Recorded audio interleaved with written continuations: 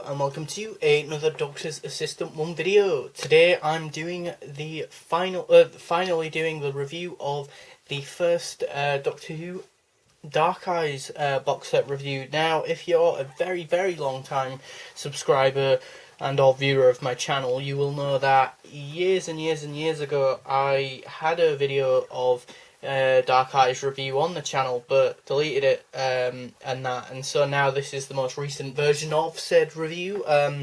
You know, that copy was actually a friend, their copy, his copy, and weirdly enough, although this is my copy now of Dark Eyes first box set, the funny thing is that it's also he got me this for like a birthday or a Christmas, so you know, so in a weird way it's kind of still, you know, tied to him as a person, which is kind of funny, kind of ironic. But yeah, also, yeah, this was the first thing that he sort of listened to, and then I listened to, so there's quite a lot of nostalgia in this, so it was quite odd listening to this one.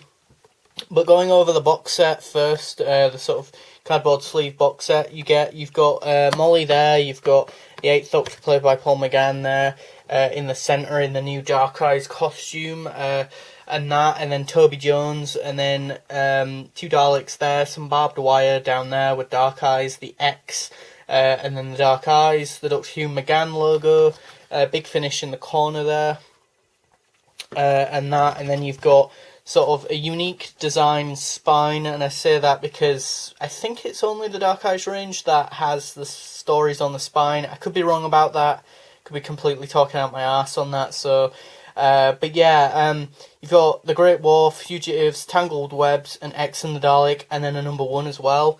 And then you've got like sort of the baggage and the synopsis and some of the cast list on the back as well of the cardboard sleeve. Moving on to the covers, I'd say the only cover I don't like actually is probably X and the Dalek cover. It's just very boring, it's very bland, it's sort of whitish, silvery, and that with the whitish, the silver and blue sphered Daleks, which are cool to see in this sort of story. And you've got Molly in the centre, and that, and it's just kind of a bit of a boring sort of dull sort of cover personally. I quite like probably Fugitives cover maybe the most, with the sort of action pose of the McGann Doctor running towards you, with the taxi and some of the Daleks on those sort of like hover discs, which you don't really see in often in Doctor Who audio, or even at all, I don't think, in the TV show, because they always just seem to fly on their own. I think the idea of those is that they help the Daleks fly longer distance, from what limited understanding I have of those. I think they originated in the comics, because I often seem to find imagery of that in the comics. And then you've got Molly O'Sullivan and the taxi in the house and the background. The Great War cover is quite cool as well, a little bit more simplistic with the sort of McGann Doctor in the backdrop with a Spitfire or a different type of plane, with like the shadowy effect of like the Daleks and the sort of barbed wire and stuff. And then Tangled Webs, you've got like Toby Jones' character holding a baby, as well as then Molly O'Sullivan in this tubular tube. Sort of tubular, to quote that character from Series 11, Ribbons, I was going to say Tangles then, and a very sort of greenish sort of colour as well, colour scheme, which I quite like.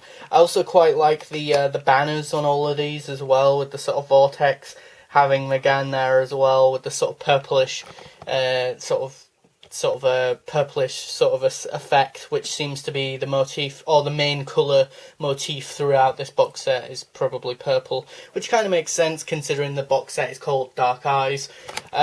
Starting off with episode 1, The Great War, I think this is a really good episode. It's a really good jumping on point. I mean, I know J. Arkham Reviews, I think, said that he thinks that Dark Eyes is only best listened to if you've listened to the 8th Doctor Adventure series, which I can kind of see where he's coming from, but this also, I think that's the problem with this set, or one of the biggest critiques I have over all of this first box set, is that it seems like it's in two minds of like trying to have the Doctor grieve over what happened at the end of the Eighth Doctor Time War box set, but also sort of step out of the shadow of that and move forward. And I'd be very interested to see what happens in the next box set, because I get the impression as well with this box set overall that originally maybe it was just going to be one box set, and I'll get into more of that when I get to X and the Dalek, and or Daleks.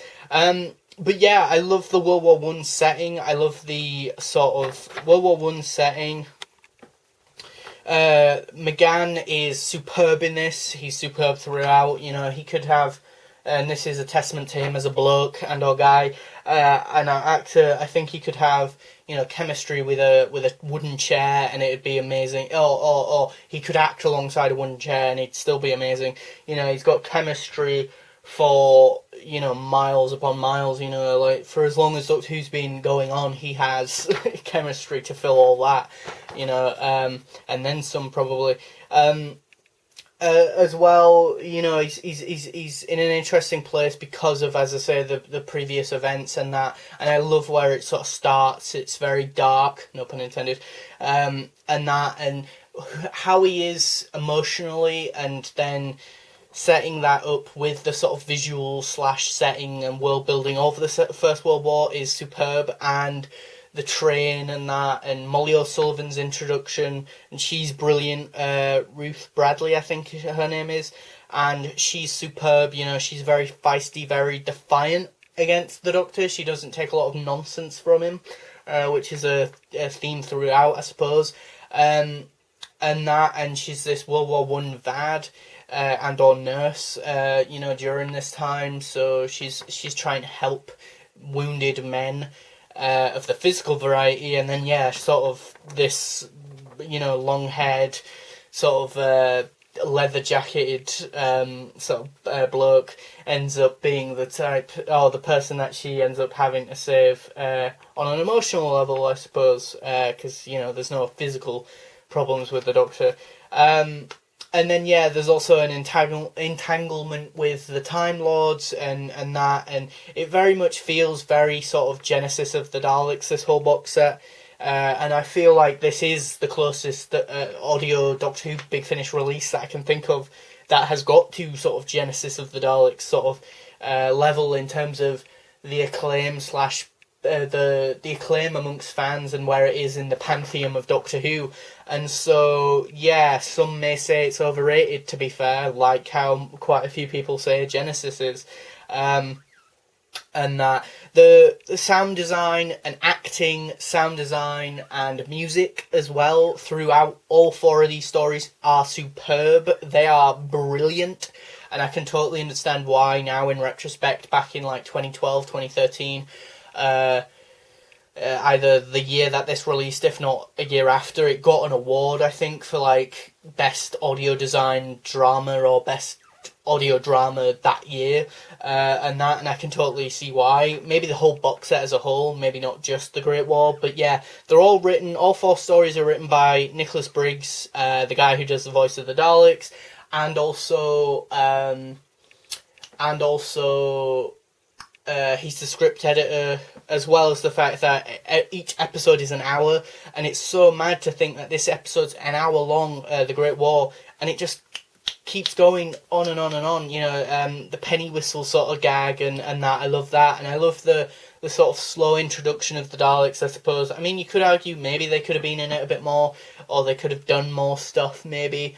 And that, but yeah, it's really cool. I don't even mind them having the old school sort of more Remembrance of the Daleks sound effect to exterminate people, because, you know, these are the silver and blue ones, so having any sort of era classic Who sort of effect on their extermination gun is fine with me, because, you know, it kind of fits more. It's more when they have the new bronze Daleks and it's more of a classic thing that irks me, because it takes me out a little bit.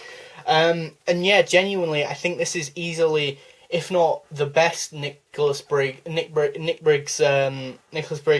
sort of story, if not the best one, it's definitely up there. I genuinely would give The Great War a 10 out of 10. It's a brilliant, you know, sort of fast pace, you know, two-hander with Molly and the Eighth Doctor, brilliant setting, brilliant audio design, and you know the characters, and it just, as I say, it just is so quick. It feels like Genesis meets like the War Games with the setting, and that, but with Genesis with like the Daleks, and then Molly's a new companion, but the Eighth Doctor has a new costume, so it definitely feels like we're going into new territory and into a new era. There are Time Lords kind of manipulating things that are behind the scenes, sort of sending the Doctor on a mission, kind of like Genesis again. You know, it's all really good, and I love the theme as well. The theme song in the theme tune, and all the theme for this one as well, or like for all these audio ones. So yeah, as I say, The Great War, I'd give a 10 out of 10. Superb story. Moving on to Fugitives, I think this one sort of is okay for the first half. It sort of is still very fast paced, still very sort of cool and that, but it starts sort of fizzling out a bit towards the second half for me. And also, I don't like the fact that the sort of there's this sort of eye scientist thing which just really feels really out of place in retrospect, because I genuinely feel like they're literally in this story and then they get sort of taken out of this story, or aren't in the rest of the stories from what I remember of listening to these. And yeah, I'm just a bit like, wait, what? The interplay again with Molly and the Eighth Doctor is still superb, and that. What else? The second half is more of them just trying to run away from the Daleks, and then the Doctor, you know, Molly suggests, oh, why can't we just do something fun? And then they kind of have a bit of a fun adventure, and then it's not fun anymore, and I'm just like, oh, okay, that was pretty predictable and kind of boring and that. There are more from the Daleks here, more action, more for lack of a better term, gusto, and a bit more oomph, and a bit more of a kick to them, I suppose, and that. But overall, I give Fugitives a 7 out of 10. It was just really sort of meh, a bit boring, a bit. I was gonna say slower pace, but it was still similar sort of pace for the first half, maybe even to the second half. But as I say, each episode, as I say, is an hour long. But it just feels like sometimes with some of these episodes, it's not even that things needed to be rewritten, but maybe just jumbled up in different orders, you know, for my enjoyment to be higher, potentially. But that's just me. You might really love this. But it's really weird reviewing this overall, because this box set, because again, I still am really nostalgic for this box set overall. And that, so, you know, it kind of makes me think of like sort of end of secondary school, beginning of college for me as a person, because that's kind of, yeah, where my emotional person is tied into this, if that's even interesting to anyone watching this.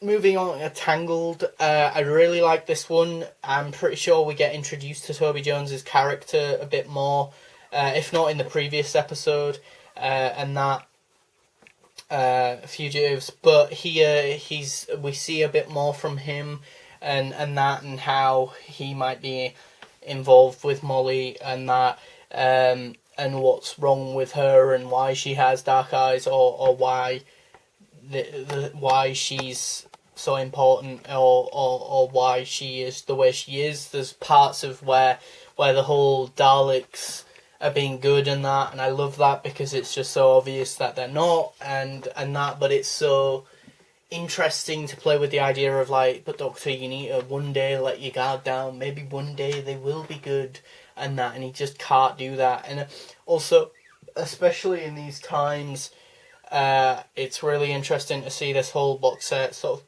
toy with the idea of hope and what that means for Molly and for the Doctor, and she even compares the sort of Daleks, or him fighting the Daleks, obviously comparing her to the war and that, you know, and being like, well, surely there are some good German people, you know, who are like me, fighting on, or saving lives on the other side. They're not bad, you know.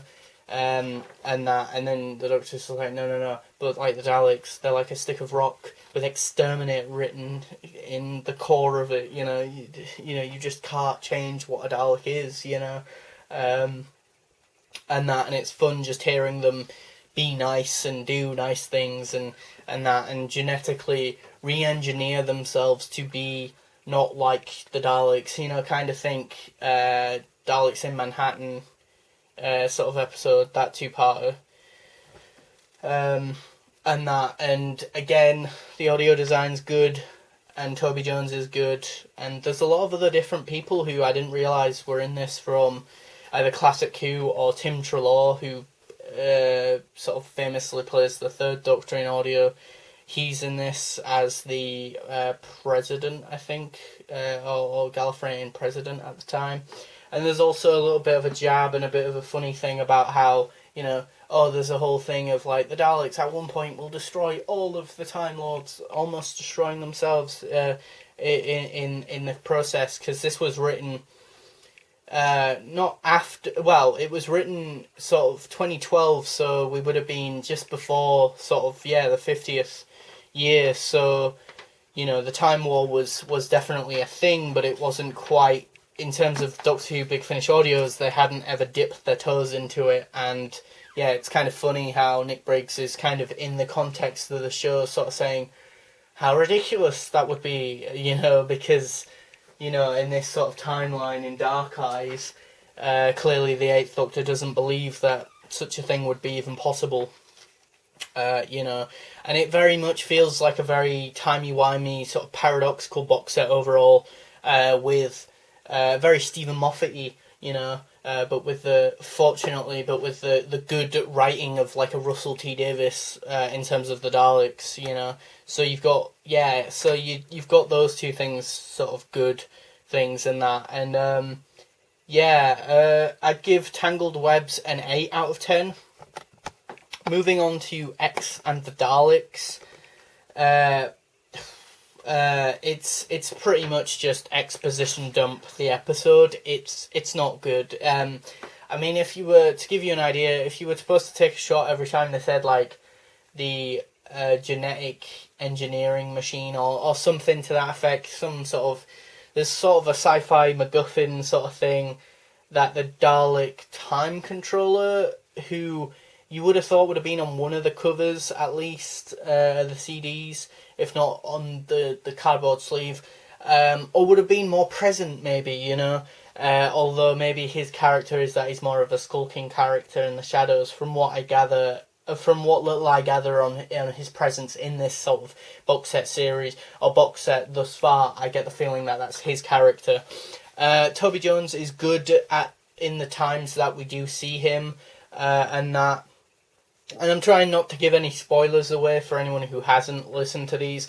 Honestly, I'm kind of glad I'm reviewing them now, because with hindsight, with listening and reading a lot more different Doctor Who stories and watching so much more, listening and reading more Doctor Who stories overall, I think this has definitely changed my opinion. Back in the day, when I first listened to this, I would have probably given all of the episodes a 10 out of 10.